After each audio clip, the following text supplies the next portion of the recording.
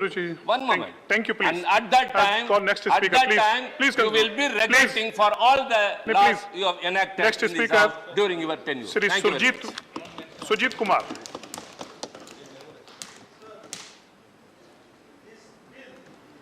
Seeks to replace the Identification of Prisoners Act 1920, over 100 years old, and also it shall interact with the provisions of CRPC and also with the DNA Technology Regulation Bill 2019 whenever it becomes an act. Sir, the bill seeks to collect what it terms as measurement defined in clause 2(1)(b) from certain classes of persons mentioned in clause 3 and allows for processing, storage, dissemination and destruction of these measurements.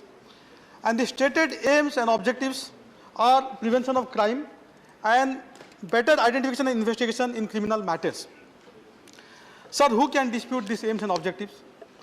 We do acknowledge that in our country we have serious internal security challenges from anti-India forces, and also the conviction rate in our country is amongst the lowest in the world. Sir, there is a cardinal principle of criminal justice system that what deters crime is not the quantum of punishment, but rather the certainty of punishment. So, sir, any legislation which empowers our law enforcement agencies and government to prevent crime and better the conviction rate is always welcome. Now, sir, what measurements can be collected under the bill, who may be compelled to provide the measurements, and who can compel it? These are all mentioned in the bill, and in the interest of time, because of paucity of time, I will not get into details.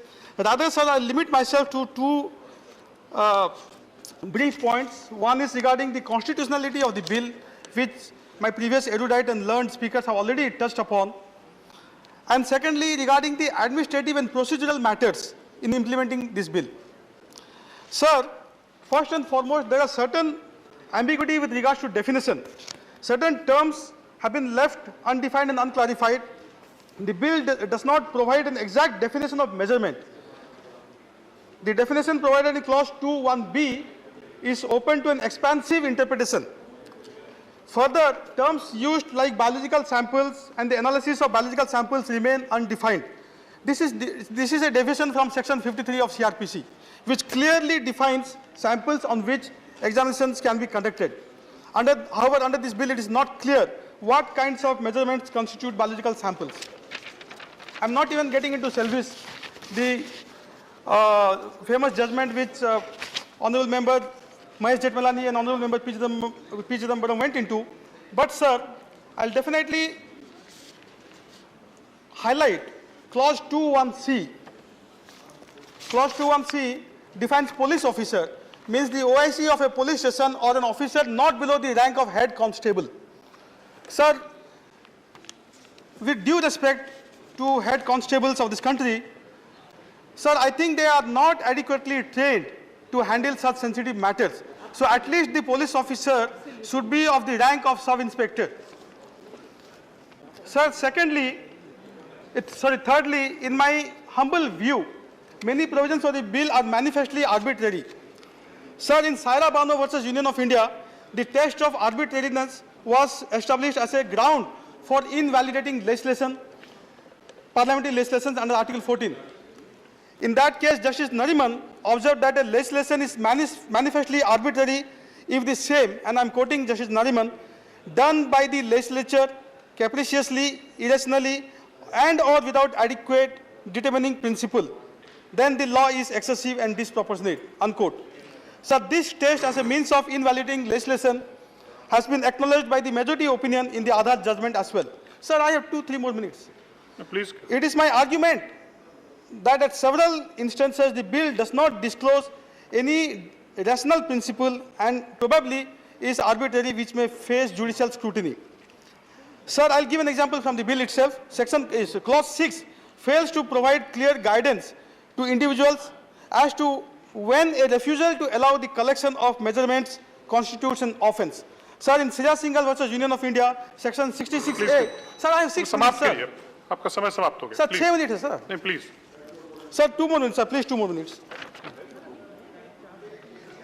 Sir, in Sriya Singhal versus Union of India, Section 66 of the IT Act 2000 was struck down for its arbitrariness and vagueness, with the court observing that 66A did not provide any manageable standard by which to book a person for an offence.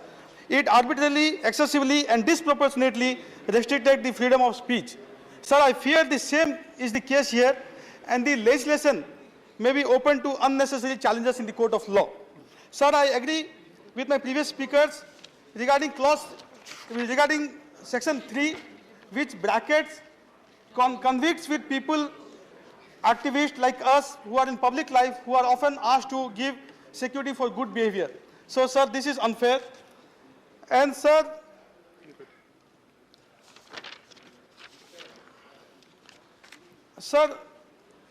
right to be forgotten, as was articulated by Tichi Shivaji previously, as enshrined in the Puttaswamy judgment, also probably has not been taken into account in this bill.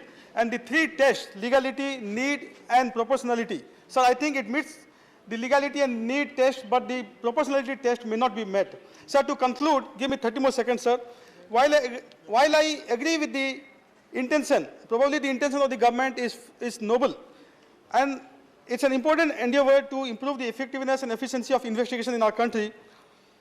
And also the Honorable HM, in his reply in Lok Sabha, mentioned that the government has brought this bill with the intention of preventing crime, protecting human rights of crores of Indian citizens, and enhancing our security. Concede, sir, I concede these intentions.